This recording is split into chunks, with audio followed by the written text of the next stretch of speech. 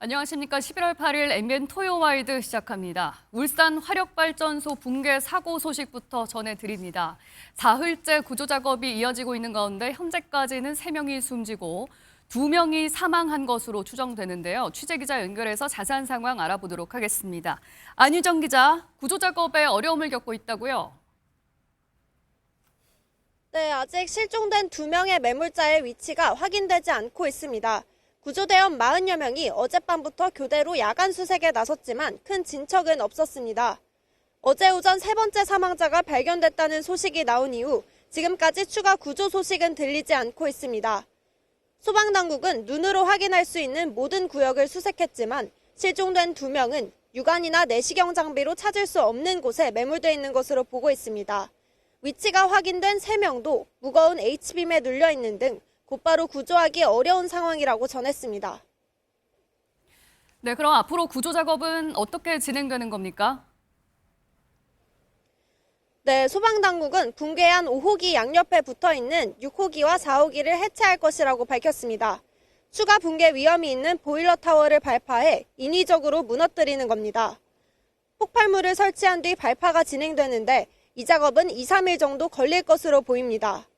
이르면 다음 주 초 발파가 가능할 것으로 보이는데 날씨에 따라 사정은 유동적입니다. 이런 결정을 내린 건 추가 붕괴로 인한 2차 사고 위험 탓에 좀처럼 구조 수색 작업이 속도를 내지 못하고 있기 때문입니다. 해체가 완료되면 소방당국은 대형 크레인을 투입해 적극적으로 구조에 나설 방침입니다. 지금까지 울산 화력발전소에서 MBN 뉴스 안유정입니다.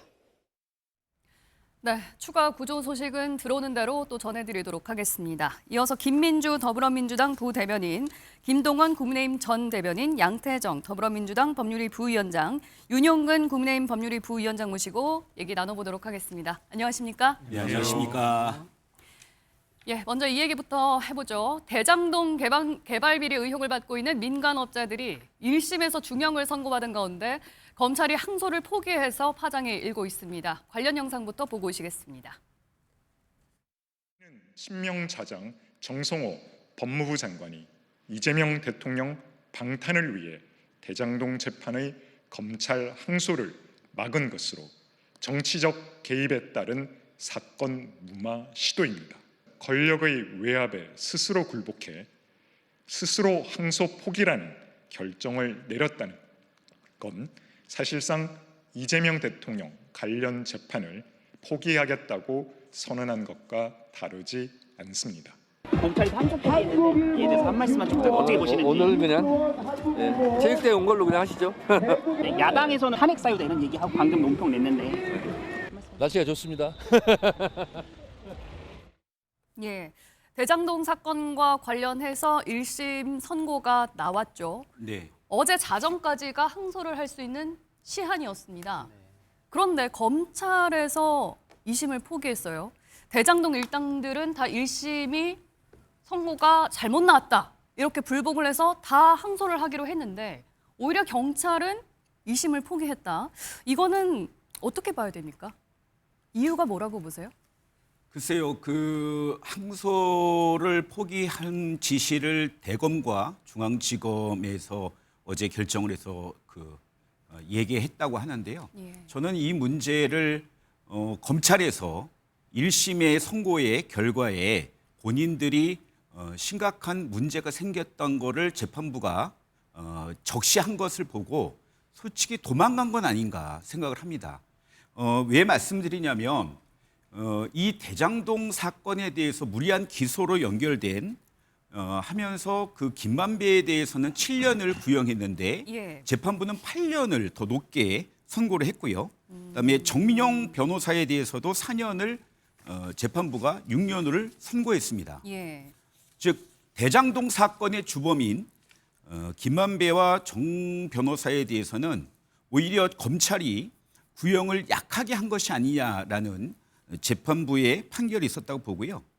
거기에 따라서 그 재판부의 생각은 검찰이 무리한 기소를 한 것이다라는 어느 정도의 그 내용을 판결로 내타는 것이기 때문에 검찰이 이 부분에 대해서 예. 좀 우려가 있기 때문에 항소를 포기한 것이 아닌가 저는 예. 생각을 그렇게 하고 있습니다. 검찰이 구형했던 것보다 선고가 높게 나왔으니 검찰에서는 굳이 이제 1심 선고를 뒤집지 않고 2심 항소를 할 이유가 없다. 원래 저 항소라는 거는 본인들이 구형한 것보다 적게 나왔을 경우 하는 거잖아요. 예. 그 대신에 그 피고인들은 본인들이 더 내리기 위해서 형량을 내리기 위해서 그거를 항고를 한 경우가 많지만 예. 이렇게 검찰이 구형한 것보다 더 높은 선고가 나왔으니까 당연히 선고에 대해서 고민을 했겠죠. 네. 예. 그런데 사실은 그 검찰이 구형한 것보다 더 높게 판결을 선고를 했다는 거는 예. 재판부가 볼 때 검찰이 그 뭔가 김만배에 대해서 김만배가 아니고요. 그 유동규에 대해서 봐주기 구형을 한 것이 아닌가라는 어떤 이야기를 하고 있는 것이 아닌가라는 생각을 해봅니다. 예. 그런데요, 이번 대장동 사건은 사실 국민적으로도 굉장히 집중이 모아졌던 사건 아니겠습니까? 그런 사건에 대해서 검찰이 2심을 청구하지 않는다, 항소를 포기한다라는 거는 좀 이례적이라고 봐야 됩니까? 대장동 사건은 사실은 국가적 정말 대형 비리 사건이었고요. 더구나 지금 그 김만배나 이런 부분에 대해서는 무죄 부분도 있고 또 예. 특가법으로 기소를 했는데 업무상 배임으로만 인정된 사건입니다. 저는 이 사건의 검사가 스스로 자발적으로 항소를 포기했다? 절대 그럴 수 없다고 봅니다. 왜 그러냐면 검찰은 통상적으로라도 예. 자기가 기소한 부분에 대해서 무죄 판결이 일부라도 있거나 예. 아니면 특가법으로 기소했는데 단순 업무상 배임죄로 인정된다든가 하는 부분에 대해서는 반드시 그동안 항소를 해왔고요. 이 사건은 분명히 대통령실과 법무부 장관으로부터의 윗선에 예. 강압적 지시가 있었다 그렇게 보고요. 따라서 이 사건은 앞으로 반드시 특검이 진행돼야 될 사건입니다. 왜냐하면 우리가 지금 현재 이재명 정부가 밀어붙이고 있는 순직 해병 사건의 내용이 보면 직권 남용 부분입니다. 직권 남용에 대한 특검을 진행하고 있기 때문에 이 사건도 나중에 아마 정권이 바뀌고 나면 반드시 진행될 것이라고 보여지고요. 예. 무엇보다도 이 사건은 이재명 대통령의 재판과 직접적으로 연결되어 있습니다. 사실상 그 몸통들이 법정 구속이 됐습니다. 예. 그러면 대장동 사건을 설계하고 추진한 대장동의 머리라고 할 수 있는 이재명 대통령은 어떻게 되겠습니까? 그건 뭐 누가 보듯 뻔한 사실입니다. 왜냐하면 몸통과 머리는 절대 분리될 수가 없습니다. 그리고 실제로 이 사건의 그 피해 금액이 성남 시민이 가져가야 될 돈이 원래 4,895억 3,326만 4,293억 원이었습니다. 이거에 대해서 현재 이재명 대통령은 김만배 일당에게 성남 시민의 돈을 훔쳐가도록 만들어줬기 때문에 형사재판에 지금 진행 중에 있고요. 다만 대통령이 되면서 재판은 중단됐습니다. 또 하나 우리가 잊고 있는 부분이 있는데요. 성남 시민이 받아야 될 돈이었는데 그것을 가져갔기 때문에 지금 현재 이재명 대통령은 이 4,895억 원의 민사소송의 피고로 되어 있습니다. 대통령이라는 지위는 형사재판은 중지가 되지만 예. 민사재판은 중지가 되지 않습니다. 따라서 이재명 대통령은 곧 이제 민사재판에 출석을 해야 되는 그런 상황이 놓여 있습니다. 예. 이런 모든 것들을 감안해서 윗선에서 대통령실이나 법무부 장관이 검사에게 압력을 행사한 거 아닌가 그렇게 보고 있습니다. 예. 그러니까 말씀은 아직 충분히 다음 재판에서 좀 다뤄볼 만한, 다퉈볼 만한 법률적인 쟁점들이 남아 있다는 거예요. 그런데 왜 검찰이 이런 판단을 내렸을까? 검찰의 단독적인 판단은 아니었을 거다라는 말씀이시거든요. 양 변호사님. 그러니까 검찰의 지휘부에서 결정을 한 걸로 보입니다. 근데 다만 제1심 판결에서 사실상 거의 대부분의 부분이 다 유죄로 인정이 됐고요. 예. 거의 유일하게 인정되지 않은 부분은 당시 성남시장이었던 이재명 대통령이 이 범죄 행위에 공모했다는 것은 재판부가 인정하지 않았습니다. 그 부분 외에 지금 피고인으로 됐던 민간업자들은 다 유죄로 인정이 됐고, 앞서 이제 부대변인께서 말씀해 주신 것처럼 실제로 몇 명은 검찰의 구형량보다도 높은 형이 선고되기까지 하였습니다. 법무부나 검찰 내부 기준으로 따지면 제1심 선고 검찰에서 구형했던 양보다 예. 선고형이 3분의 1을 미치지 못하는 경우에 원칙적으로 항소하도록 되어 있고, 근데 이제 그거를 무시하고 지금까지 검찰이 무죄 부분이 나오거나 조금 석연찮은 부분이 있으면 거의 기계적으로 항소하고 상고해서 재판을 받는 피고인들이 어쩔 수 없이 대법원까지 강제로 재판에 끌려가는 그런 피해가 많았거든요. 예. 사실 이번 정부 들어서 그런 불법적이고 그 부당한 관행을 척파하고 그러니까 이제 규정에 맞게 이제 조치를 한 것이지. 그러니까 지금 항소를 하지 않은 것이 이상하다기보다는 예. 기존까지 관행에 문제가 있었고 그걸 이번이 바로잡았다. 그렇게 보시면 될 것 같습니다. 아, 그동안 검찰이 항소를 기계적으로 했던 그런 관행을 고치기 위한 어느 정도의 일환이었다라는 이제 말씀이신 거죠. 그러니까 특별히 이 사건이 무슨 뭐 얼마큼 대단한 사건이라고 만약 여기에서 뭐 이재명 대통령이 막 공모가 있어서 공범관계 있다라고 적시가 됐으면 예. 뭐 그런 사건이었으면은 아마 뭐 항소를 하든지 더 밝히는 것이 더 맞을 수도 있겠지만 네. 1심 재판부에서 명명백백하게 성남시장은 관여하지 못했고 몰랐던 부분이라는 것을 판시를 했거든요. 예. 근데 만약 이런 사건에 있어서도 거의 기계적으로 항소하고 상고한다고 하면 사실 그러니까 하급심 법원은 필요가 없습니다. 그냥 뭐 다 대법원으로 가서 대법원에서 판결만 기다리면 됩니다. 예. 그게 아니라는 거죠. 그러니까 그 기존에 있던 그 규정대로 처리한 것이지 이걸 마치 뭐 대통령실이나 뭐 그 위에서 외압했다는 그런 주장은 네. 좀 받아들이기 어렵습니다. 예. 한 가지 궁금한 거는요. 만약에 이제 2심 재판이 진행이 될 텐데 대장동 일당들은 신청을 했고 검찰들은 포기를 한 상황에서 그러면 2심 재판의 결과는 지금까지 선고된 형량보다 이제 낮아질 수밖에 없는 건가요? 그러니까 결과가? 같거나 나을 수밖에 없긴 하죠. 왜냐하면 이제 검찰이 항소하지 않은 경우에는 이제 예. 형사소송법상 불이익 변경 금지 원칙이 적용되기 때문에 그러니까 만약 실제로 항소심에서 더 죄가 밝혀지고 더 문제가 있다고 하더라도 예. 검찰이 항소하지 않았기 때문에 1심 형량이 일종의 상한선이 적용이 됩니다. 알겠습니다. 그 부분 반박을 잠깐 하고 싶은데요. 예. 지난번에 이재명 대통령이 검찰의 기계적 항소에 대해서 가이드라인을 제시를 했습니다. 그 부분은 뭐냐면 검사의 그 기계적 항소에 의해서 국민이 피해를 당할 경우에 그러한 경우에는 기계적 항소를 하지 말라라는 부분이었고요. 이 사건 판결문을 보시면 사실은 유동규나 정민영, 남욱 같은 사람들은 성남시 수뇌부의 중간 관리자 역할을 했다. 이렇게 판결문에서 명시하고 있습니다. 예. 그러면 그 당시 성남시 수뇌부는 누구입니까? 이재명 대통령입니다. 이재명 당시 성남시장이 모든 것을 계획하고 주도했다라는 것을 판결문에서 담고 있는데 예. 이것을 대통령의 가이드라인에 의해서 기계적 항소이니까 포기한다? 예. 그건 절대로 있을 수 없는 것이고요. 네. 이거는 윗선의 지시가 아니면 불가능한 항소 포기라고 보여집니다. 예. 제가 좀 보완을 드릴까요? 저는 도저히 흐르는 지금 시나리오대로 이게 지금 전개가 되고 있다라고 봅니다. 이게 지금 이 국민적인 관심사를 이렇게 많이 더더군다나 대장동 사건은 4년 전에 불거진 일입니다. 그런 상태에서 이번에 첫 재판이 이루어지는 정말 온 국민이 대장동, 백현동 뭐 이런 것을 아주 일상화처럼 지금 받아들이고 있는데요. 한번 보겠습니다. 9월 달에 국무회의를 할 때 이재명 대통령 뭐라고 얘기를 했습니까? 그대로 워딩 그대로 제가 기억나는 대로 말씀을 드리면요. 되도 않는 내용과 사건을 검찰이 강제 수사를 통해서 기소를 하고 그것이 1심, 2심에서 불리하게 전개가 되면은 항소 또는 상고를 통해서 한 거 이거 문제 있는 거 아닙니까? 라고 얘기를 합니다. 누구한테 얘기를 했습니까? 법무부 장관한테 얘기를 했습니까? 그러니까 법무부 장관 정성호 장관이 그런 얘기를 합니다. 지금 그거에 대해서 심각하게 들여다보고 있습니다. 라고 하니까 대통령이 또 얘기를 합니다. 법무부 장관 휙 바뀌면 또 모든 게 제자로 가는 거 아닌가요? 라고 하니까 아닙니다. 지금 제도적으로 이 시스템을 마련 중입니다. 라고 얘기를 한 게 불과 2달이 채 안 됐습니다. 그동안에 뭐가 있었습니까? 재판 중지. 이게 국민적인 정말 아주 이 후폭풍에 처하자 재판 중지를 슬그머니 내려놨습니다. 그런 다음에 두 번째 단계가 바로 항소 포기로 이재명 대통령과의 절연을 지금 한 거죠. 저는 이 시나리오의 최종 종국점은 바로 공소 취소를 추진할 것이다.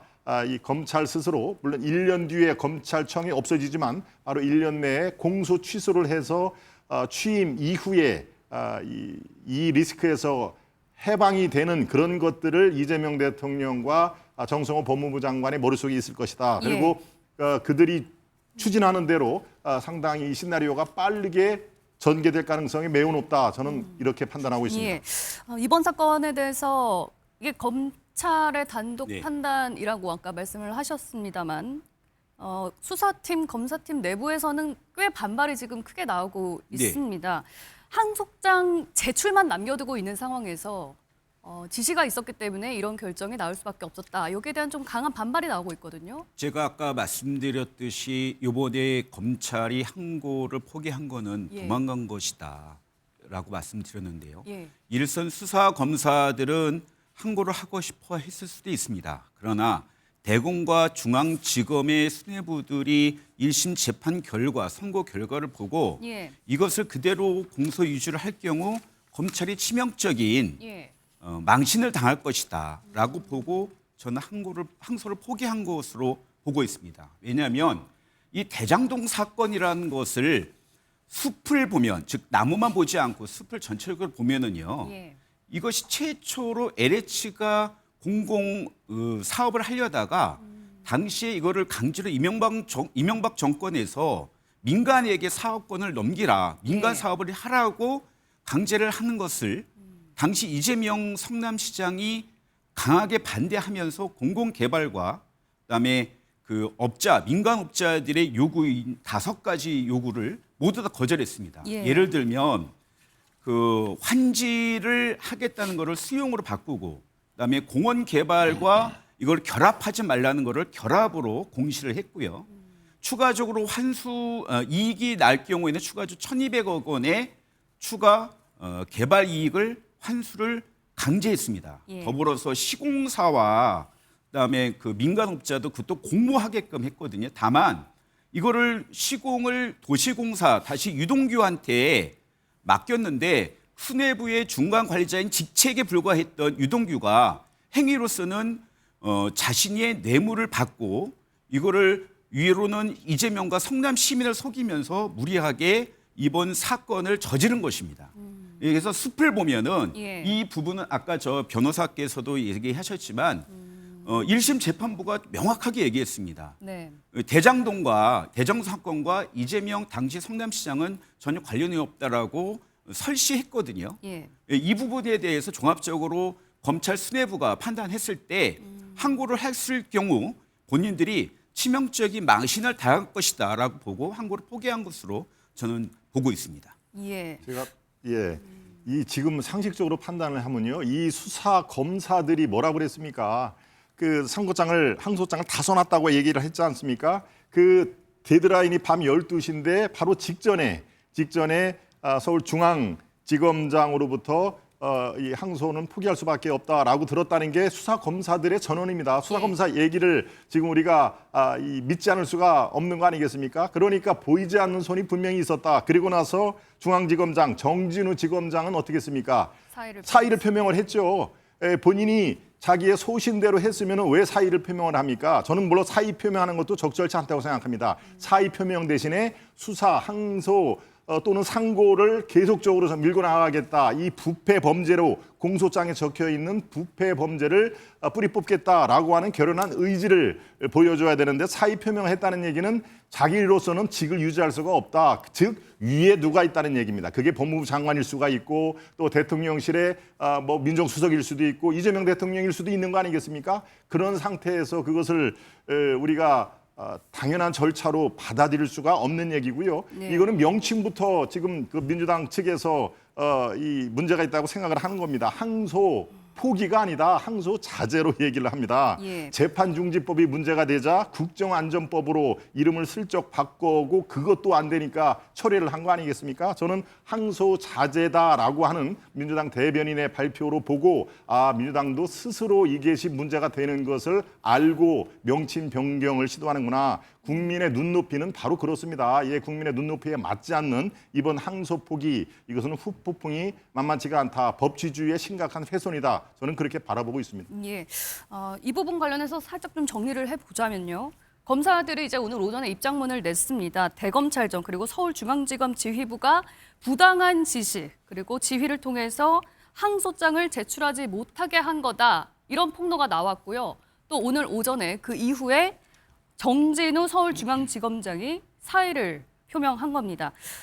정진우 지검장이 사의를 표명한 부분은 대장동 사건 관련해서 항소를 포기한 데 대해서 본인이 책임을 지겠다. 내가 책임을 지고 떠나겠다라는 의미로 봐야 하는 겁니까? 아니면 만약에 대검이나 이제 법무부 쪽에서와의 이견이 있어서 거기에 대해서 좀 의견을 관철을 못한 거에 대한 책임으로 봐야 되는지 어떻게 좀 해석할 수 결국 있을까요? 이제 법무부나 대검찰청에서 이제 결국 이제 결정을 했다고 보고요. 예. 다만 이제 서울중앙지검장은 뭐 항소를 포기를 본인도 원했는지 아니면은 항소를 해야 한다고 했는데 결국 지휘부의 의견을 막혔는지는 모르겠습니다. 예. 하지만 어쨌든 이제 현직 그 수사를 하고 있는 일선 검사들이 지금 뭐 반발을 의장 표명을 한 거에 대해서 일종의 이제 본인이 그 책임을 지고 좀 사의를 표명한 걸로 보이고요. 네. 다만 저는 이런 수사지 검사들이 자신의 의견을 이렇게 언론에다가 이렇게 뭐 지휘부가 우리는 하고 싶은데 지휘부가 하지 못하게 상대로 어쩔 수 없이 포기했다라는 입장을 내는 것이 예. 공직자로서 저는 굉장히 부당한 모습이라고 보이거든요.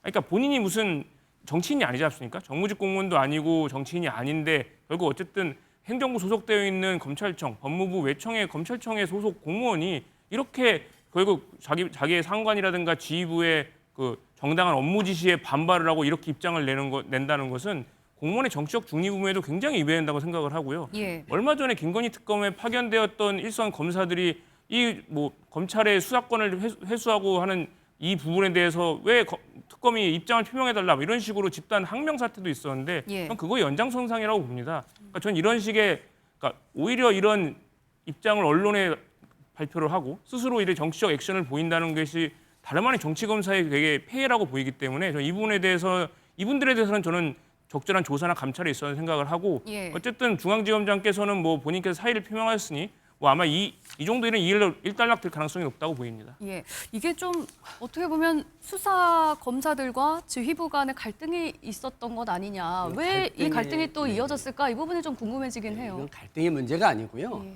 검사제도라는 검사의 존재 이유는 범죄를 실체적 사실을 발견해서 범죄자를 처벌하는 겁니다.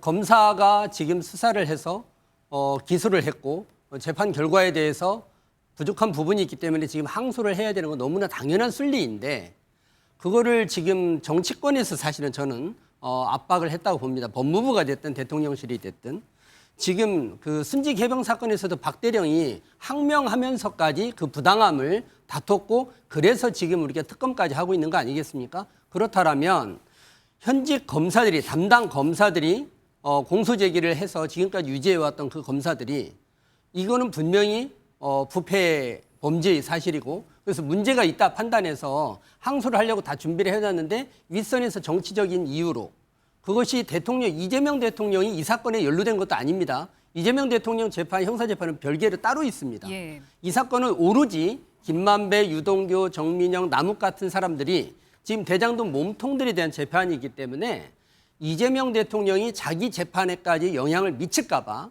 미리 사전에 이거를 지금 차단하고 항소를 포기하게 만들었기 때문에 담당 검사들 입장에서는 당연히 그 부분을 부당함을 제기할 수밖에 없는 것입니다. 예, 그러니까 이제 예, 말씀하세요.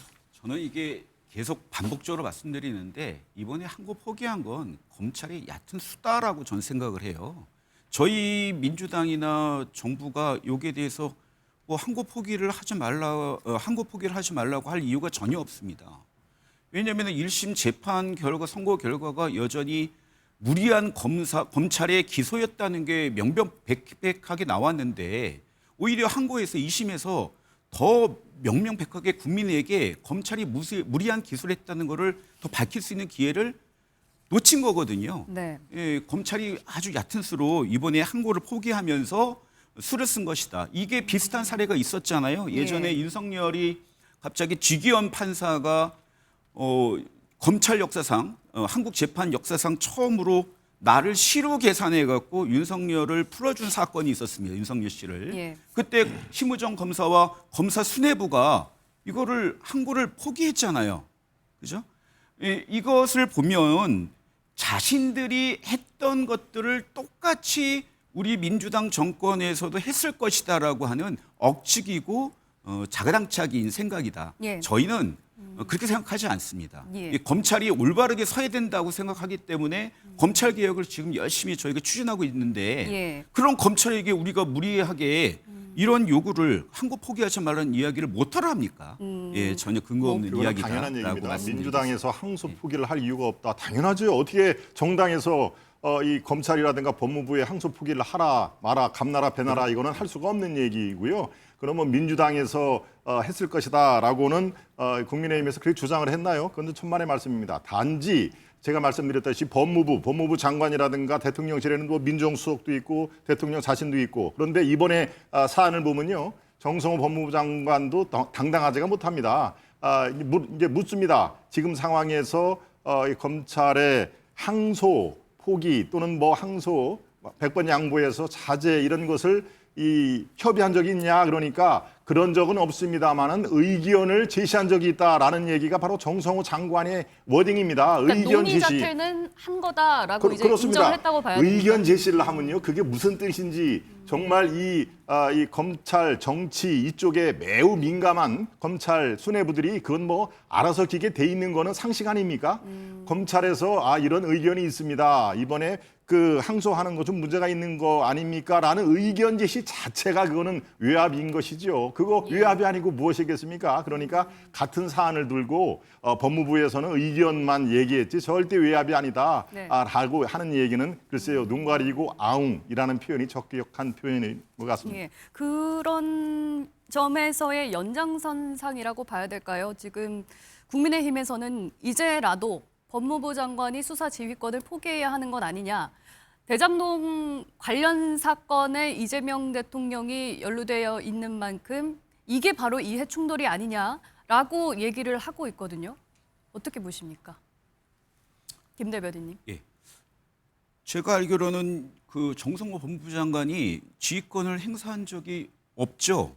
없습니다. 다만 지금 국민의힘이나 그 여당 그다음에 한동훈 전 대표가 억측을 부리는 것이죠. 분명히 뭔가가 있었을 것이다. 정성호 법무부 장관이 이에 대해서 이야기를 했을 것이다. 근데 지금 정성호 법무부 장관이 그 검찰 대검이나 중앙지검에 전화해서 이거 항고 포기해라고 한 것은 전혀 근거 없고 또 그럴 수도 없고 그렇지도 않았을 거예요. 그러니까 이 말씀이세요. 일단 근데 그 법무부가 이제 논의는 했고 의견은 제시했지만 그러니까 이게 지시로 많이 받아들였을까? 저는 이게 안타깝습니다. 이 부분에 대해서. 저희 민주당과 예. 국민의힘의 차이는 이제 국민의힘은 예전에도 심우정 검사 아까 그 윤석열 씨 풀어준 것도 얘기했지만 뭔가 정치인이나 아니면은 일반 그 특수한 사람들 얘기를 하는 건데 저희는 법무부 장관과 그때 이재명 대통령께서 얘기하신 거는 일반 국민들이 이런 피해를 예방하자. 예. 이런 피해가 없게끔 하자.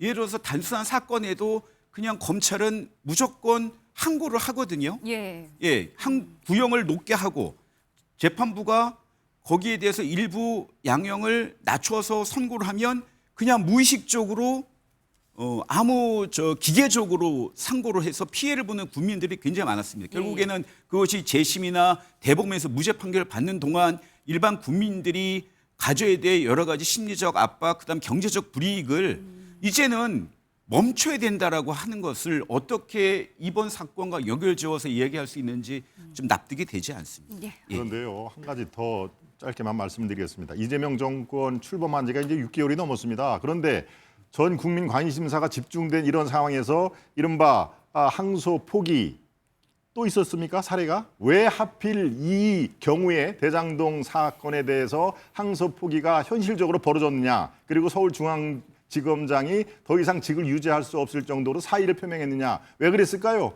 그것은 바로 이재명 대통령과의 연관성에서 찾을 수밖에 없는 것입니다. 그게 바로 국민의 눈높이라는 것을 다시 한번 강조를 드립니다. 예, 알겠습니다.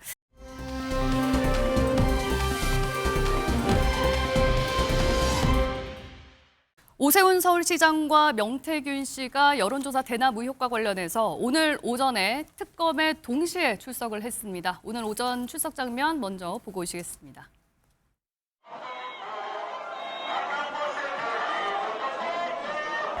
명태균이 우리 캠프에 제공했다고 하는 비공표 여론조사의 거의 대부분이 조작됐다는 경향신문의 기사입니다.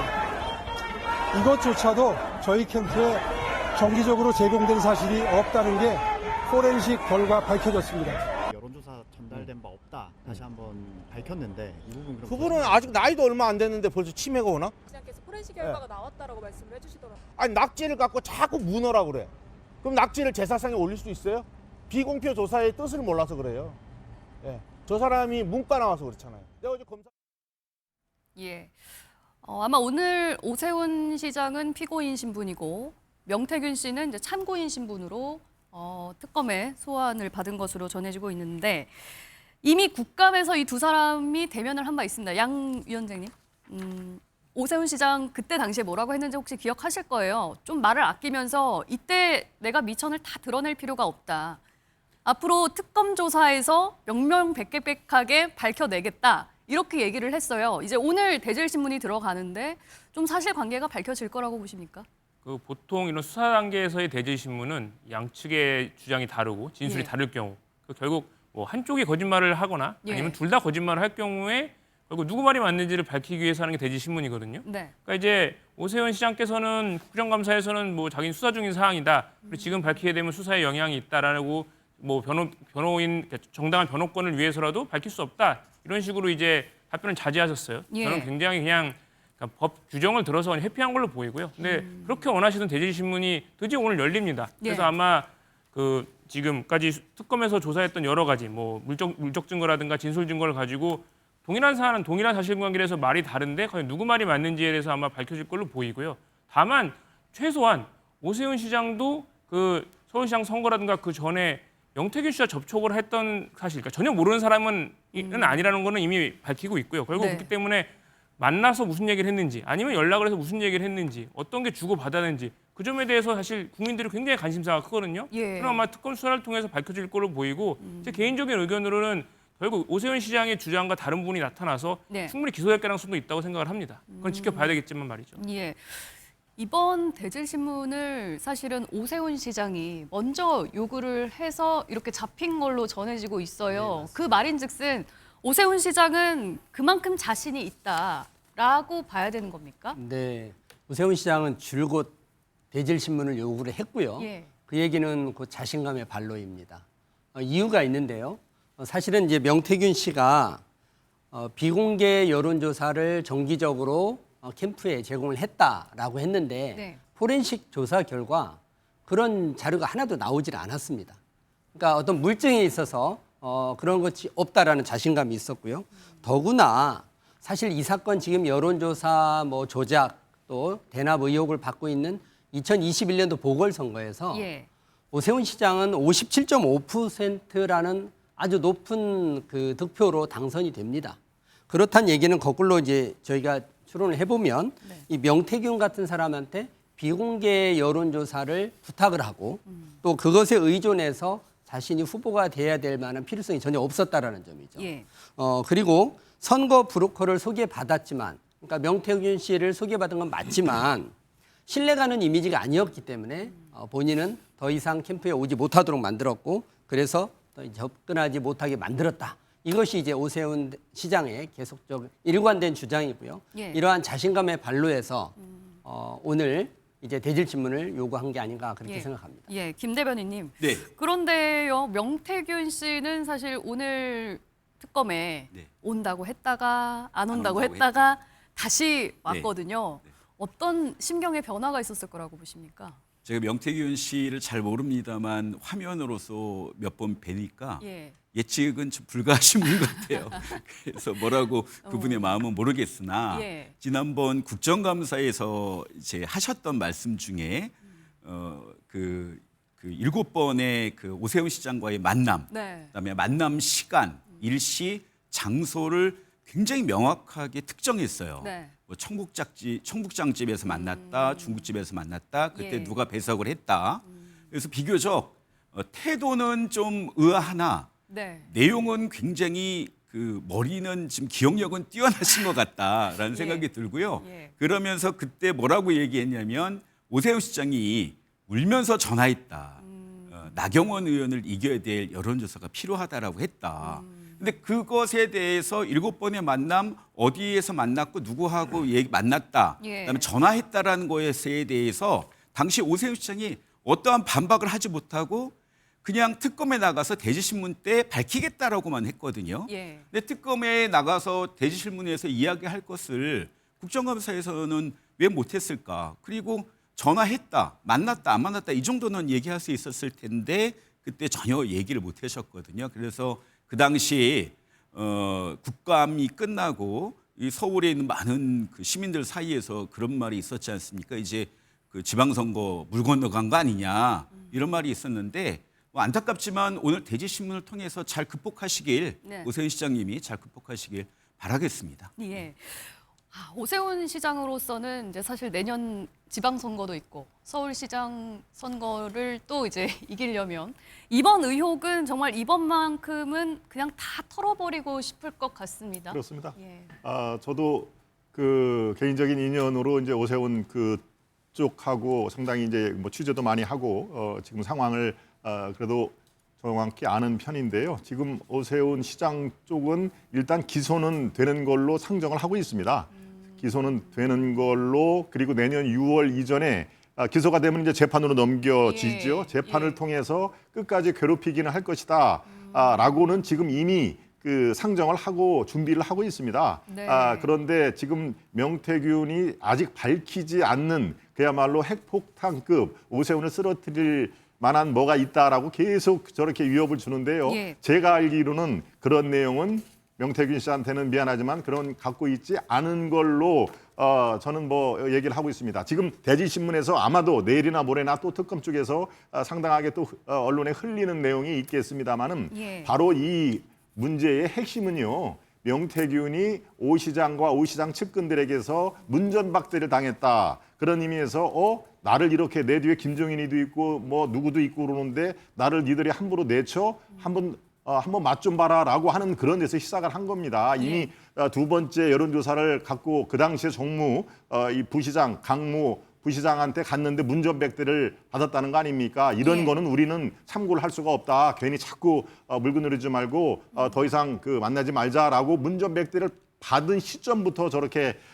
뭐 되도 않는 얘기를 지금 하고 있는데요. 예. 바로 지난 국감에서 무분별한 폭로 증명이 됐지 않습니까? 김영선 올드미스라는 얘기를 썼고 연애편지라는 얘기가 나왔고 질질 짰다. 어떻게든지 이기도록 해달라라고 하는 구체적인 어떤 증거가 없이 그야말로 감정선을 자극하는 얘기를 했는데요. 저는 그런 의미에서 이번에 대질신문도 이 증거를 갖고 이 준비를 했던 오 시장 측에서 상당하게 이제 더 이상 특검 쪽에서 이렇게 좌고우면하지 않는 그런 그 길로 가지 않느냐라고 하면서 서울시장 그 가도에는 큰 지장은 없을 것이다. 예. 이렇게 판단을 하고 있습니다. 예, 네, 알겠습니다. 제가 조금 보완하고 싶은데요. 사실은 이 사건에서 우리가 한동안 명태균으로 대한민국이 들썩들썩한 적이 있었습니다. 그런데 갑자기 특검이 시작되고 갑자기 명태균 씨가 사라졌어요. 잠잠하다가 예상보다 빨리 명태균 씨가 등장을 했습니다. 왜 그럴까요? 원래는 명태균 씨가 등장하는 시점은 올 연말이나 내년 1월 달쯤으로 예측을 하고 있었습니다. 왜냐하면 왜죠? 그렇게 해야 명태균 씨가 떠드는 그 말만으로도 오세훈 시장 입장에서는 굉장히 타격을 입게 됩니다. 내년 그리고- 지방선거를 그렇습니다. 앞두고 직전에 나와서 네네네. 여러 얘기들을 풀었을 거다라고 그렇습니다. 이제 예상이 예. 됐었는데 좀 일찍 나왔다는 거죠. 왜 갑자기 명태균이 이렇게 일찍 등판을 했을까? 예. 이유가 있습니다. 지금 최근에 그 민주당과 또 대통령실에서 부동산 정책을 발표했는데 실패했습니다. 네. 대단히 저항에 부딪히고 있고요. 두 번째는 또 대장동 판결이 나와버렸습니다. 대장동 판결은 이재명 대통령에게는 가장 치명적인 재판입니다. 그래서 이런 것들을 덮기 위해서 다시 명태균을 등장을 시켰는데 예. 오세훈 시장 입장에서는 너무 좋지요. 왜? 얼마든지 지금부터 한두 달 안에 이 명태균이 갖고 있는 모든 것들을 다 반박을 할 수 있고 또 그것이 허위라는 것을 깨뜨릴 수가 있기 때문에 예. 저는 이 사건이 기소가 될 거라는 생각을 안 합니다. 아. 그래서 이 사건은 올해 안에 잘 마무리가 되고 예. 내년 지방선거를 준비하는 데 있어서 서울시장 선거를 준비하는 데 있어서 오세훈 시장에게는 너무 좋은 기회가 왔다. 그래서 대질신문도 요구한 것이다. 그렇게 생각을 합니다. 네, 알겠습니다. 이번 특검 조사로 인해서 또 어떤 것들이 밝혀질지 또 지켜보기로 하고요.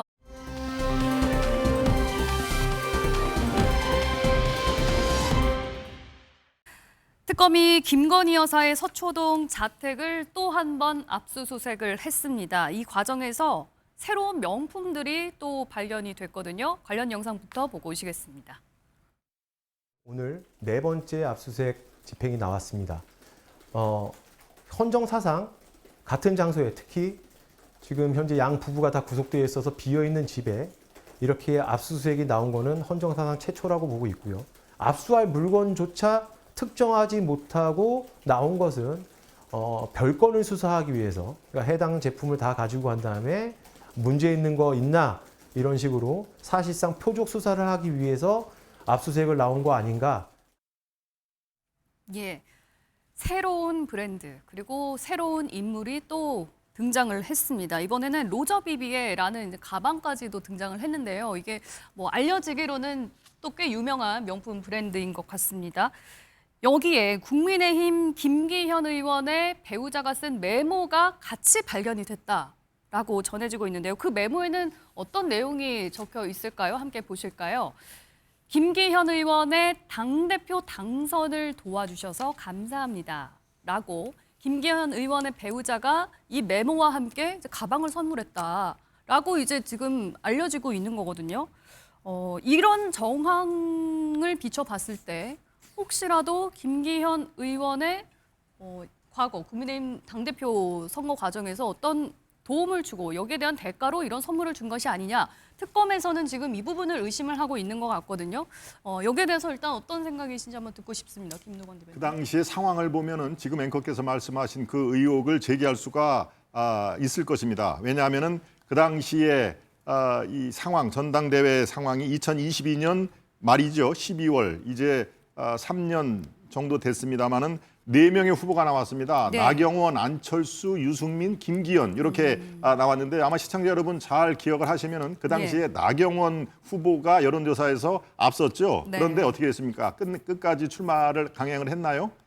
주저앉았습니다. 주저앉힌 거죠. 그럴 때 이 대통령실에 입김이 작용했다라는 것이 지금까지의 어떤 뭐 정론이고 이른바 나경원 윤심이라고 그렇습니다. 네, 그래서 결과적으로 저출산 그 부위원장직까지 사퇴를 하라라는 압력에 의해서 나경원 의원도 그 당시에 어떤 압력 이런 것을 부인하지는 않고 있습니다. 예. 이래서 사위였던 김기현 후보가 이제 그 부상하기 시작합니다. 그럴 때 그 유명한 김장연대라는 게 있었죠. 김기현, 저 고인이 되신 저 부산의 장제원 전 의원입니다. 바로 김장연대 장제원은 누굽니까? 초대 뭐 인수위 때도 그렇고 비서실장 아주 윤핵관 중에서도 제일 최전선에 있던 분이죠. 바로 김장연대가 그 뒤에는 이 윤석열 전 대통령 또 김건희 여사가 있다라는 것은 뭐 여의도 정가에서는 다 알려진 얘기니까요. 바로 이런 의미에서 사위였던 후보가 1위로 되고 윤심이 김기현 후보에게 있다라는 그런 그 상황이 3년 전의 상황이기 때문에 네. 그렇다면은 이 메모가 당선시켜줘서 고맙습니다. 저 그대로 나옵니다. 당대표 당선을 진심으로 감사합니다라고 돼 있기 때문에 바로 이것이 중간에 그런 입김을 작용을 한 이 김건희 여사의 그게 알선후가 됐던 후에 그 뒤에 사례로 돼 있던 그것은 이제 법적인 적용이 특검이 해야 될 일이지만 그런 것들을 믿고 의혹을 제기를 한 것입니다. 그러니까 저는 저런 의혹 정말 메모지가 사실 김기현 의원의 배우자가 쓴 것이 맞다면 지금 현재로서는 그게 뭐 맞는지 틀리는지 특검만이 지금 알고 있습니다만은 그렇다면은 저렇게 의혹을 제기하는 거는 저는 뭐 가능성이 있겠습니다만은 글쎄요 저것을 김기현 의원의 설사 그렇게 한다고 하더라도 유죄로 끌고 가기에는 제 3번째 어떤 뭐 구속영장을 청구하거나 이런 것은 매우 힘든 상황이다. 저는 그렇게 전망을 하고 있습니다. 김기현 의원이 오늘 입장문을 냈습니다. 선물 드린 거 맞다. 선물한 사실이 맞다. 클러치백을 2023년에 3월 당대표가 선출된 후에 아내가 김건희 여사에게 선물을 했고 선물은 맞지만 사적으로 그냥 예의 차원에서 인사 차원에서 준 거일 뿐이다. 그러니까 어떤 뭐 대가성이 있는 건 아니고 인사치레로 그냥 줄 수 있는 차원이었다라는 설명이 나왔거든요. 이 부분은 어떻게 들여다봐야 됩니까? 사회적 예의를 불법으로 사실 그리고 범죄가 될 수 있는 걸로 하시는 사회적 예의가 어디 있겠습니까? 왜냐하면 지금 제가 한번 이번에 이제 그 기사가 나오고 나서 사실 처음 들어본 브랜드라서 제가 검색을 해봤어요. 해봤더니 1930년대 만들어진 프랑스의 굉장히 유서 깊은 브랜드더라고요. 그래서 뭐 코코 샤넬, 브리짓토 바르토 뭐 이런 분들이 애용했던 그런 브랜드고 클러치백을 제가 한번 지금 시세를 봤더니 보통 200만 원이 넘는 것도 있고 보통 저렴하게 팔더라도 100만 원이 넘습니다. 그 얘기는 청탁금지법 위반의 여지가 거의 명백하다는 뜻이죠. 그러니까 그냥 예의 차원에서 주는 선물치고는 가격대가 너무 이제 비쌌던 거 아니냐. 워낙 이제 명품으로 알려져 있으니까. 그러니까 그 대가성이 있으면 당연히 뇌물죄로 처벌이 되고요. 대가성이 없다고 하더라도 공직자나 공직자의 배우자가 1회에 100만 원이 넘는 그런 선물 같은 걸 받게 되면 신고를 해야 됩니다. 네. 그러니까 그 받았던 김건희 씨 같은 경우에는 당시 공직자였던 윤석열 전 대통령의 배우자였고 사실 그런 걸 받았으면 신고를 했어야겠죠. 근데 예. 신고하지 않았고 그렇기 때문에 그리고 이게 단순한 뭐 아무런 정말 사회적 예의가 아니라 선거에 도와주셔서라는 표현이 아예 드러나 있잖아요. 그러니까 일종의 대가가 어느 정도 있다고도 보입니다. 그리고 나아가서는 이게 만약 이거에 실제로 윤석열 전 대통령 내외가 이 당내 선거에 개입을 했다고 하면 예. 뭐 아직까지 그런 명백한 판례는 없지만 박근혜 전 대통령 판례에서는 박 전 대통령이 그때는 물론 이제 당내 경선은 아니었고 이제 총선 당시에 당내 경선에서 개입한 걸로 유죄 판결을 추가로 받은 예도 있거든요. 예. 뭐 지금 공직선거법 구조상 당내 선거, 좀 뭐 당대표 뽑는 선거에서도 이게 적용될지는 따져봐야겠지만 예. 대법원은 이런 부분에 있어서도 어쨌든 불법성을 인정을 했습니다. 그렇기 때문에 이거를 단순히 사회적 예의 차원으로 할 것이 아니라 김기현 전 대표께서는 이거에 대해서는 진짜 국민들께 사죄를 하고 저는 예. 필요하다면 국회의원 사퇴까지도 고려해야 될 이런 부분에 있어서는 최소한 국민의힘 내부에서는 이런 일종의 비리나 부패가 드러났으면은 당내 징계라 하더라도 국민의힘이 그래도 부패가 없는 깨끗한 정당으로 나가는 모습을 보여줘야 한다고 생각을 합니다. 예. 그러니까 이제 대가성이 없었다고 하더라도 불법이라는 100만 거죠. 원을 초과할 수 있기 때문에 청탁금지법에 해당이 될 수 있다. 그러니까 이거는 윤석열 대통령이 추가로 청탁금지법 위반으로 수사를 받아야 될 범죄가 성립을 하는 거고요. 왜냐하면 김건희 여사는 지금 공무원이 아니기 때문에 공무원이 거기에는 아니지만 해당이 그러니까 안 되는 공직자가 이제 그거 신고할 의무가 있는 거거든요. 예, 예. 그러니까 윤 전 대통령에게는 이거에 대한 혐의가 하나 추가된 거고 앞서 이제 김건희 씨의 이제 이 변호인께서 뭐 이런 압수수색은 없다고 했지만 예. 압수수색하지 않았으면 이게 영원히 알 수 없는 사안이었습니다. 그렇기 때문에 이 부분에 있어서는 국민의힘이 저는 김기현 전 의원께 오늘 출당을 시키든지 당내 강한 감찰이 필요하다고 생각을 합니다. 예, 김기현 의원이 두 가지 예, 지점을 말씀하세요. 좀, 지적을 하고 싶은데 첫째는 당대표 선거에 대통령실에서 관여하기가 굉장히 어렵습니다. 왜냐하면 당대표 선거라는 것은 전국에 있는 국민의힘 책임당원들이 전부 투표해서 그리고 여론조사를 통해서 당대표를 선출하는 것이지 뭐 옛날처럼 뭐 그 총재가 지명하는 그런 방식이 전혀 아닙니다. 그래서 아마 우리 민주당에서도 그런 내용은 잘 알고 있을 것 같고요. 대통령실에서 뭐 후보의 그 후보자 과정에서 뭐 일부 그런 개입이 뭐 있었다고 하더라도 당대표 선거와 관련돼서는 절대 대통령실에서 관여를 할 수 없다는 점 하나 지적을 하고 싶고요. 그러면요, 두 번째, 그 문자 내용에 당대표 선거에 도움을 주셔서 감사합니다. 이 말에 들어있는 도움은 뭐라고 보십니까? 네, 그거는 이제 의례적 선물이라고 저는 보여지고요. 왜냐하면 김기현 대표와 또 김기현 대표 이제 배우자 되시는 분 그리고 윤석열 대통령과 김건희 여사의 그 사적인 관계가 네. 굉장히 우리가 아는 것보다 훨씬 더 오래되고 끈끈하다고 알고 있고요. 네.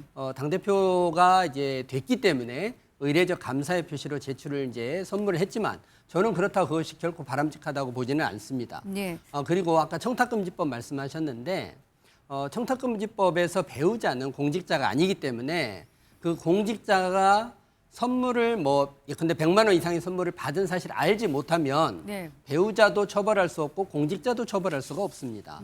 그래서 그런 우리 청탁금지법의 규정이 있고요. 네. 저는 이번 기회에 정말 청탁금지법을 개정해서 우리 국민들 눈높이에 맞게 고위공직자의 배우자는 공직자와 동일하게 100만 원 이상의 선물을 받지 못하도록 금지하는 입법을 하는 것이 좀 필요하지 않나 예. 그렇게 생각을 합니다. 그런데요, 그 메모가 지금 함께 발견이 됐잖아요. 물론 김건희 여사가 자택에 없었기 때문에 이제 특검에서 이제 찾아온 건데 이 메모는 왜 같이 있었을까요? 만약에 김건희 여사가 이게 청탁이라고 의심이 됐었더라면 흔적을 지우기 위해서 없애지 않았을까 이런 생각도 드는데 가지고 있었다라는 거는 이건 청탁이 아니다고 이제 선물이라고 받아들였기 때문이었을지 아니면 미처 그거를 흔적을 없앨 만한 시간이 없었던 건지. 그렇으니까 제가 지금 제 말씀도 우리 앵커님하고 비슷한 생각입니다. 굳이 그 메모를 애지중지할 필요가 없었죠. 보통 저게 3년 전당대회는 3월 달이니까 3년이 이제 채 안 됐습니다만은 이 명품 백을 보관을 하는 거는 그거는 우리가 흔히 예상을 할 수가 있습니다. 그 안에 들어있던 메모지까지 지금 그게 애지중지하고 있다. 제가 지금 그 물음표를 던지는 지점이 바로 그 대목입니다. 그래서 저게 실제로 김기현 전 대표의 부인이 쓴 그 자필이었는지 그것이 일단 확인이 돼야 되고, 물론 줬다라는 것은 지금 김기현 전 대표가 시인을 한 것이지만 바로 이 지금 파문의 시작이 저 메모부터 시작이 됐다면은 그 진위 여부, 그리고 왜 거기에 그대로 뒀을까? 아니면은 그것을 다른 곳에서 또 다른 어떤 그 수사 과정을 통해서, 별건 수사 과정을 통해서 또 다른 그게 크로치백이 됐던 다른 것도 지금 더 추가로 하는 과정에서 그런 메모 이 뭉치가 지금 발견된 것인지, 지금 특검이 하나하나씩 필요할 때마다 지금 슬라이스처럼 잘게 자르서 얘기를 한 거기 때문에요. 지금 의도라든가 구체적으로 이 노림수 이런 것들은 우리가 지금 추론할 수밖에 없는 상황입니다. 저는 저 메모를 3년 동안 갖고 있다는 거에 대해서 글쎄요, 크게 지금 신뢰를 하지 않는 편인데요. 예. 저도 궁금합니다. 김기현 의원 같은 경우에는 이제 논란이 일고 굉장히 빠른 편인 것 같아요. 입장문을 발표하기까지. 어떻게 보셨어요? 메모가 발견됐다는 것 자체가 이제 빼박 아닙니까? 그래서 더 이상 숨길 수가 없다고 보고 바로 시인을 한 것 같고요. 저는 참담합니다. 이게 김건희 씨가 나오는 행적들이 양파 같습니다. 까도 나오는데요. 얼마 전에 이배용 그 누군가요? 어디 위원장한테 받은 것도 발견되고, 통일교로부터도 목걸이 백을 수수받고, 그러니까 그 메모지를 안 없앴다. 워낙 얼마나 많이 받아 드셨길래 그거를 숨길 생각도 못할 만큼 쌓였을까? 전 오히려 그렇게 생각하고요. 얼마 전에 그 김건희 씨가 경혜론가 아니면 종묘에서 용상에 앉고 맨발로 다녔던 것이 사진도 나왔잖아요. 그러니까 이 김건희 씨가 과연 이 나라의 그 자기의 위치에 대해서 어떤 생각과 어떤 그 태도를 보였는가가 명확하게 드러난 거예요. 예. 그 김건희 씨는 이 나라가 자기 거라고 생각했던 것 같습니다. 그래서 당이고 국가의 그 관직이고 이것들을 자기 마음대로 할 수 있었다고 생각했던 것이 아닌가. 여기서 굉장히 참담한 생각이 좀 듭니다. 네, 알겠습니다. 짧게 하나 좀 반박하겠습니다. 사실 좀 우리 국민은 대통령이나 또 영부인 정도 되면 지킬 건 지키고 또 청렴하게 행동해 주기를 참 바라고 있습니다. 그런데 우리나라는 참 안타깝게도 지금 그 김혜경 여사는 또 어떻습니까? 경기도지사 이재명 경기도지사 시절에 경기도 법인카드를 자기 카드처럼 사용하면서 그걸 생활비로 쓰고 소고기를 사 먹고 초밥을 사 먹고 그렇게 해서 재판을 받고 있지 않습니까? 저는 이런 문제들을 근본적으로 이제는 여야가 서로를 헐뜯고 공격만 하지 말고 제도적으로 좀 막을 수 있도록 입법적 조치를 좀 했으면 좋겠다 이렇게 생각을 합니다. 네, 알겠습니다.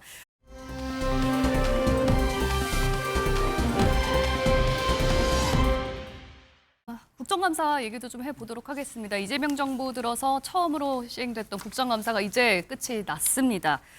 그런데요, 욕설 그리고 고성 심지어 몸싸움까지 그야말로 국정감사가 여러 모습들을 보여줬었죠. 어떤 장면이 있었는지 한번 보고 얘기 나눠보겠습니다. 아니 신상 발언하는데 저기서 떠들어가지고 지금 못했잖아 지금. 우리는 아니 국가무상 지키려고 작전 서는 거야 뭐야? 왜 소리 질러? 말하고 하지 마세요. 왜 소리 질러? 뭐야? 뭐야? 소리 질러? 왜 소리 질러? 뭐야? 뭐야? 소리 질러? 이기현 의원이 육중한 몸집으로 다가오더니 그대로 몸을 부딪히게 되었습니다. 야당의 원내대표에 대해서 백주대낮에 테러와 유사하게 폭력 행위가 발생한 점에 대해서 대단히 깊은 유감을 표하는 바이고, 폭력을 먼저 행사한 것은, 몸을 던진 것은 송원석 대표입니다. 몸을 던져놓고 피해자는 저희인데 송원석 대표는 피해자 코스프레해서는 안 됩니다. 폭력을 먼저 행사하고 몸을 던진 것은 송원석 대표다라는 말씀을 드립니다. 영상이 다 있습니다. 예. 이제 하다 배치기까지 보여주는 거냐. 여기에 대해서 좀 한 주간 많은 비판의 시선들이 있었습니다만 여야는 또 여기에 대해서 각자 본인이 피해자다. 이렇게 또 책임을 떠넘기고 있습니다. 이번 한 달간 진행됐던 국정감사 어떻게 보셨습니까? 배치기가 씨름판에만 있는 게 아니군요. 예, 수영장에만 있는 것도 아니었어요. 그렇습니다. 예, 국회에서도 우리가 배치기라는 용어를 예. 저렇게 자연스럽게 들을 정도로 저는 감히 말씀드립니다. 올 국감이 사상 최악의 국감일 수도 있다. 또 작년에도 그랬거든요. 작년 국감도 최악의 국감이다라는 그 언론 보도가 쏟아졌는데 매년 시간이 가면 갈수록 최악의 국감 시리즈가 갱신이 되고 있습니다. 예. 올해 정말 이 대법원장의 옷을 벗기려고 시도를 하는 예, 이 조희대 대법원장으로 시작해가지고 이른바 김현지 무소불위의 파워맨일 것이다라고 많은 국민들이 걱정스러운 시선으로 바라보고 있는 김현지로 끝날 것이다라고 생각을 했는데요. 김현지 이 부서실장 결국은 국회 출석을 안 했죠. 뭐 충분히 예상했던 겁니다. 출석을 했으려면은 바로 이런 그 파동까지 만들 필요가 없지요. 막판에도 또 국회에 대기를 했다라고 하는 쇼맨십까지 발휘를 한 건데요. 글쎄요, 이 쇼맨십은 김현지와 이재명 대통령의 합작품으로 볼 수가 있지요. 국회에서 동의를 하면 바로 출석을 하게끔 경내에 대기를 하라라고 얘기를 했다. 예. 그러면서 본인은 정말 최선을 다했다라고 대통령은 얘기합니다마는 글쎄요, 그게 쇼가 인지 아닌지는 국민들이 아마 냉철한 눈으로 파악을 하실 겁니다. 저는 김현지로 끝날 걸로 생각을 했던 거기에 찬물을 끼얹는 바로 저 배치기 사건, 그리고 얼마나 국회가 희화화가 됐습니까? 그 김기현 의원인가요? 이기현 의원, 민주당 의원이 나도 이제 뱃살을 좀 빼야 되겠습니까? 라고 얘기를 했습니다. 이 코미디 프로가 사라진 이유를 우리가 알죠. 더 이상 TV에서 개그 프로를 안 봐도 국회에서 그 희화화된 장면을 너무나 우리가 많이 볼 수가 있는 상황이니까요. 글쎄요, 이번 국감 거기다가 또 최민희 그 딸 결혼식 사건, 이것은 제가 굳이 말씀을 안 드려도 어떤 그 맹점이 있는지는 우리 국민 여러분 잘 아시기 때문에 정말 이 최악의 국감을 우리가 목도하는 국민들 이 가슴에 피멍울이 지금 생기고 있다라는 점만 분명히 제가 강조를 해드립니다. 예. 뭐 영상만 딱 봤을 때는 누가 먼저 잘못을 한 건지 조금 애매한 이제 부분이 있는 것도 같습니다. 뭐 이렇게 뒤를 돌다가 갑자기 부딪힌 건지 아니면 달려와서 부딪힌 건지 잘 모르겠습니다만 이번 배치기까지 이어진 데에는 사실 김현지 실장의 국감 불출석 이 논란 때문이잖아요. 말씀하신 것처럼 대통령실에서는 언제든지 부르면 나오겠다 이렇게 이제 경내 대기까지 시켰다고 하는데 국민의힘에서는 그럼에도 불구하고 처음부터 나올 생각이 없었다고 보는 것 같습니다. 김 대변인님 어떻게 보셨습니까? 제가 이 과정을 좀 봤는데요. 예. 김현지 부속실장이 처음부터 안 나오겠다 이런 말 한 적이 없습니다. 당연히 국회에서 부르면 나가겠다고 생각했고요. 예. 제가 아는 김현지 부서실장은 결코 이런 것을 피할 성격이 아닙니다. 그런데요. 예. 진짜 대기를 시킬 거였으면 대통령실이 아니라 국회에 대기시켰어야 하는 거 아니냐는 얘기도 있죠. 용산 대통령실하고 국회하고 차로 뭐 15분밖에 걸리지 않습니다. 그래서 핑계다. 그거 가지고 뭐 문제 삼기는 어렵고 예. 최초에 그 국회 운영위에서 김현지 부서실장에 대해서 증인 신청할 때 저희 당이 반대하지 않았습니다. 반대하지 않았고요. 거기에 대해서 긴밀하게 증인 신청을 할 때는 여야 간사끼리 협의를 하거든요. 충분히 협의가 되고 있었는데 갑자기 국민의힘에서 모든 전 상임위 8개 상임위에 증인 신청을 하겠다라고 바꿨습니다. 그래서 저희 당이 원래 운영위에서 부르기로 했는데 왜 8개 상임위를 부르냐. 이거는 정쟁의 목적이 분명하겠구나. 그럼에도 불구하고 마지막 운영위원회에서도 저희가 그 증인 신청을 수용하겠다라고 했는데 그때 당시에 이재명 대통령의 일정이 있었습니다. 그래서 저희가 오전 일정인 오후 1시 정도까지 출석을 하자. 그래서 그때 부르자라고 했더니 아니다. 하루 종일 밤늦게까지 있게 해야 된다라고 갑자기 다시 요구를 하게 된 겁니다. 네. 국민의힘에서. 예. 결국 국민의힘은 애초에 김현지 부서실장을 부르겠다는 것이 중요한 것이 아니라 김현지 실장을 이용해서 정쟁용으로 이용하려고 했던 것이다. 그래서 저희가 이 정쟁을 휘말릴 필요가 없겠다는 생각 때문에 네. 마지막 증인 신청을 하지 않았던 겁니다.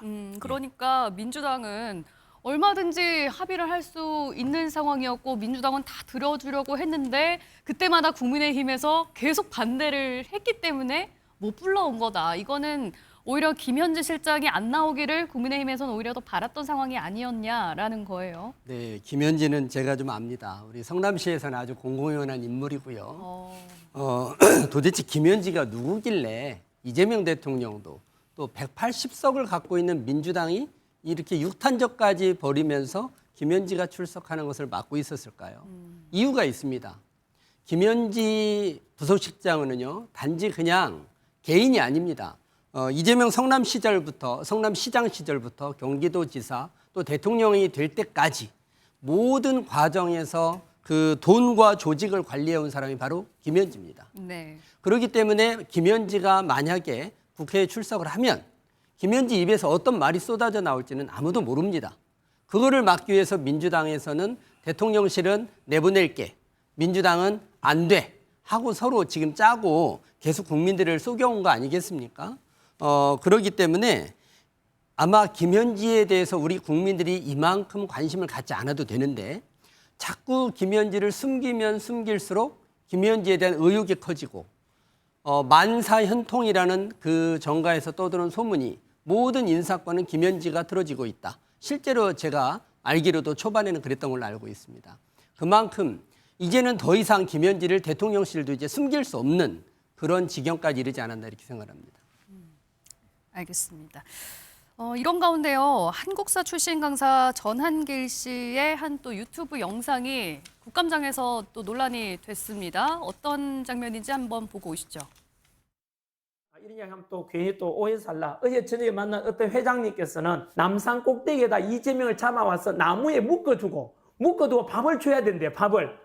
그런데 아마 그렇게 10만 달러만 걸어도 아마 나설 사람 많을 것 같다. 이런 말씀 하시더라고요. 전한길이 극우 세력들에게 대통령을 위협하고 위해하고 시해하라고 하는 지침과 같은 것인데 이거 가만둬서 되겠습니까?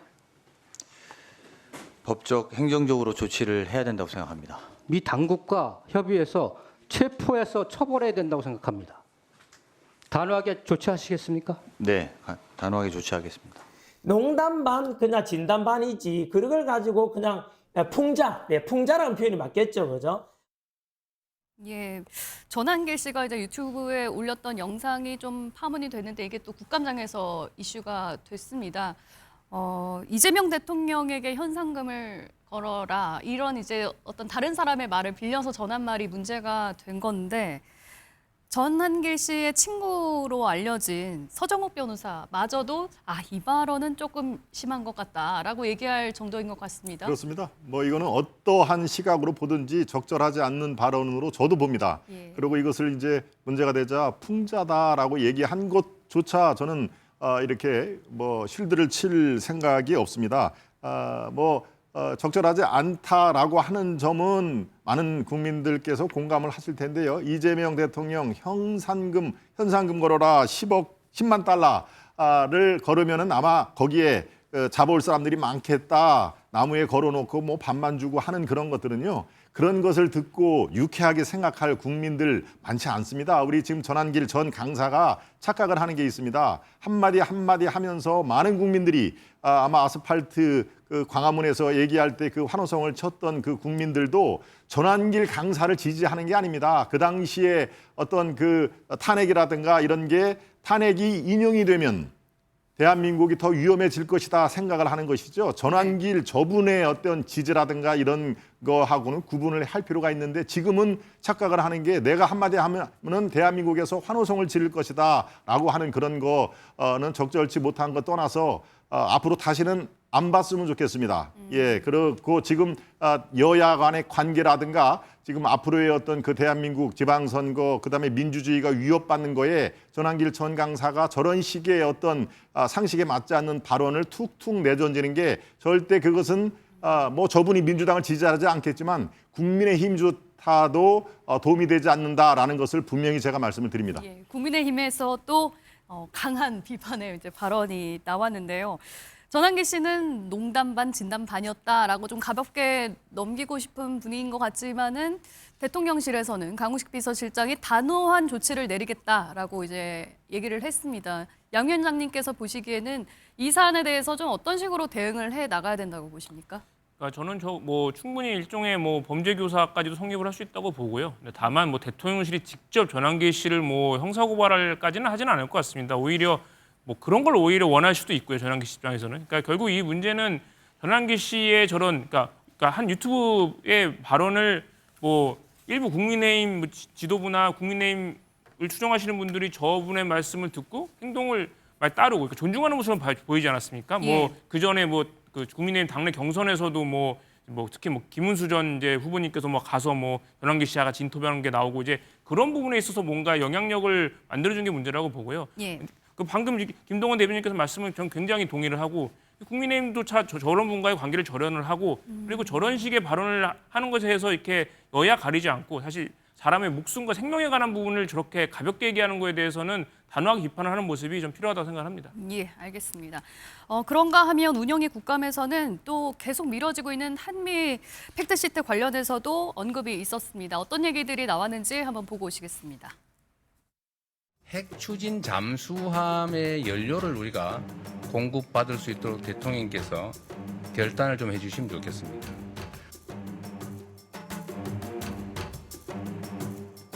저희는 지금 미국에서 건조하는 것을 생각하고 있지는 않습니다. 네. 우리가 건조하는 걸 생각하고 있습니다. 예, 한미 정상회담 이후에 이제는 다 얘기가 끝난 것 아니냐, 합의된 거 아니냐라고 했었는데 아직 이렇게 땅땅땅 문서화가 되지 않고 있습니다. 팩트시트라고 불리는 공동 설명 자료가 대통령실에서는 내일 나온다, 또 이번 주 안에는 나올 거다라고 했다가 조금 시기를 특정하기는 어려울 것 같다. 이렇게 좀 한 발 물러선 것 같거든요. 왜 이렇게 늦어지는 겁니까? 한미 관세 협상에서 우리가 비교적 다른 나라에 비해서 우월한 협상을 맺었다고 합니다. 물론 전체적으로 보면은 기울어진 운동장에서 미국 트럼프 행정부의 일방적인 강요가 전제이긴 했지만 잘 맺었죠. 그렇게 할 수 있었던 거는 우리 협상팀이 철저하게 미국의 요구에 국익을 우선하는 실용주의 외교를 펼쳤기 때문이라고 저는 생각을 해요. 그러면서 이번에 이제 팩트시트는 이 협의된 내용을 정확히 문서화하는 굉장히 디테일한 악마에 있는 디테일이 있다는 네. 만큼 문구 하나하나가 굉장히 중요한 거기 때문에 신중할 수밖에 없다고 저는 생각하고요. 네.